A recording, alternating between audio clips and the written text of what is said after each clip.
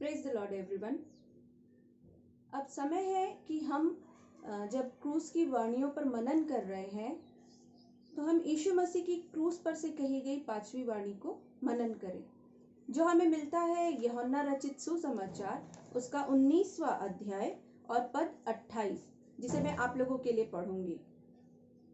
इसके बाद यीशु ने यह जानकर कि अब सब कुछ पूरा हो चुका, इसलिए कि पवित्र शास्त्र में जो कहा गया वह पूरा हो, कहा, मैं प्यासा हूं। जब हम इस 5वीं वाणी की ओर आगे बढ़ते हैं तो हम देखते हैं कि ये यीशु मसीह के मानवीय स्वरूप को प्रदर्शित करती है।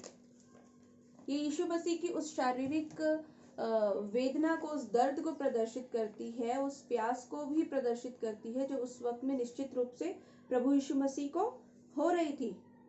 लेकिन अगर हम यीशु मसीह के इस पूरे क्रूसिफिकेशन के सफर को देखें, जो गतसमनी के बाग से शुरू होता है, तो गतसमनी के बाग में जब प्रभु यीशु मसीह प्रार्थना कर रहे थे तो उनका पसीना लहू बनकर टपक रहा था।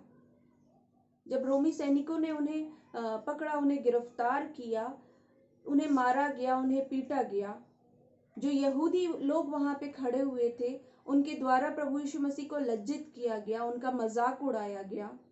गुलगाता पहाड़ तक प्रभु यीशु मसीह को, उस भारी क्रूस को उठाकर जब प्रभु यीशु मसीह लिए जा रहे थे, जो कांटों का ताज प्रभु यीशु मसीह के सर पे था, जो कील प्रभु यीशु मसीह के हाथ और पैरों पे ठोकी गई थी, इन सारी शारीरिक तकलीफ को सहते हुए भी प्रभु यीशु मसीह ने एक भी बार अपनी शारीरिक आवश्यकता या दर्द को कहीं पर भी प्रदर्शित नहीं किया था। कहीं पे भी उन्होंने एक बार भी यह नहीं कहा कि मुझे दर्द हो रहा है, मुझे भूख लग रही है। कोई ऐसी बात, जब वो क्रूस को उठाकर चल भी नहीं पा रहे थे, उनमें कोई शक्ति भी नहीं बची थी, तब भी उन्होंने इन सारी बातों को नहीं कहा। पर अब वो समय है जब प्रभु यीशु मसीह कह रहे हैं कि मैं प्यासा हूं।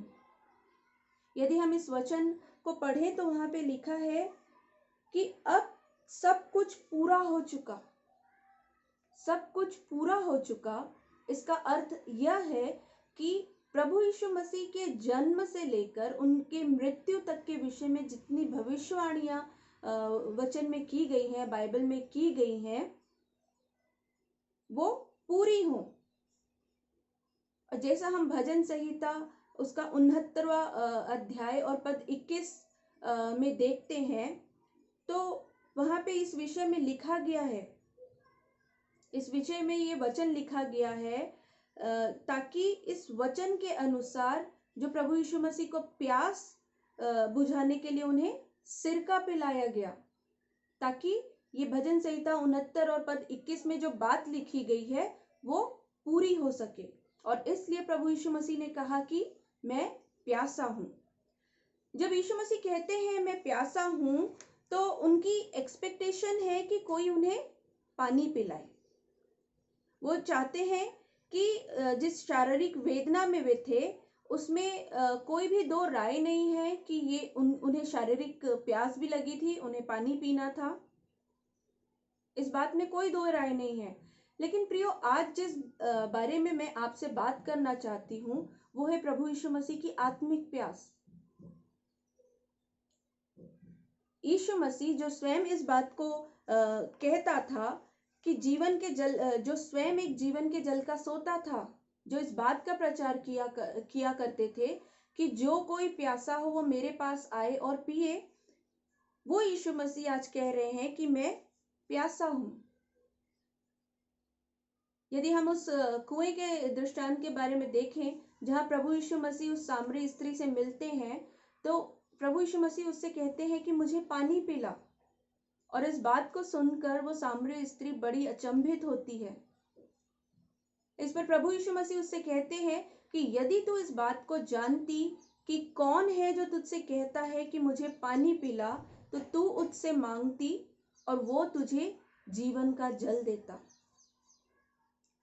आज प्रभु यीशु मसीह उस भीड़ से जो वहां एकत्रित है, उन रोमी सैनिकों से जो वहां पे है, वो चाहते हैं कि वो इस बात को जाने कि कौन है जो उनसे इस बात को कह रहा है कि मैं प्यासा हूं।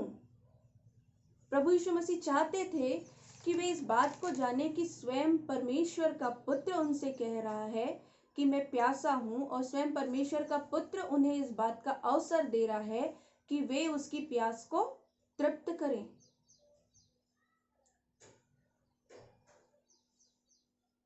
और अगर इस बात में हम आगे बढ़े तो हम देखते हैं कि कहीं ना कहीं तो उन रोमी सैनिकों का हृदय भी इस समय थोड़ा नम्र हुआ, थोड़ा वे उन्होंने दयालुता दिखाई।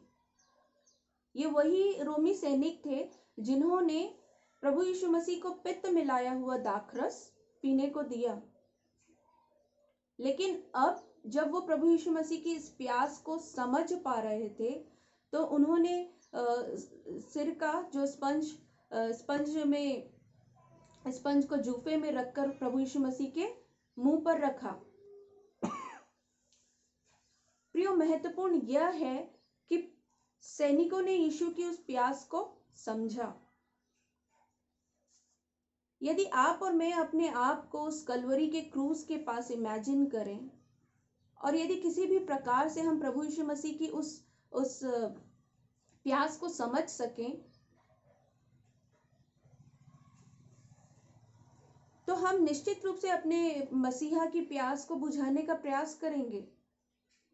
और आज प्रभु यीशु मसीह हमसे इसी बात को चाहते हैं कि हम उसकी प्यास को समझें, कि हम प्रभु यीशु मसीह की उस आत्मिक प्यास को समझें।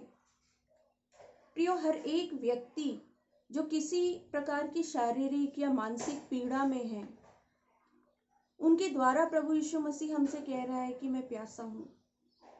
हर एक बीमार व्यक्ति, हर एक जरूरतमंद, हर एक लाचार जो आपके पास सहायता के लिए आता है, उनके द्वारा प्रभु यीशु मसीह आपसे और हमसे कह रहे हैं कि मैं प्यासा हूं।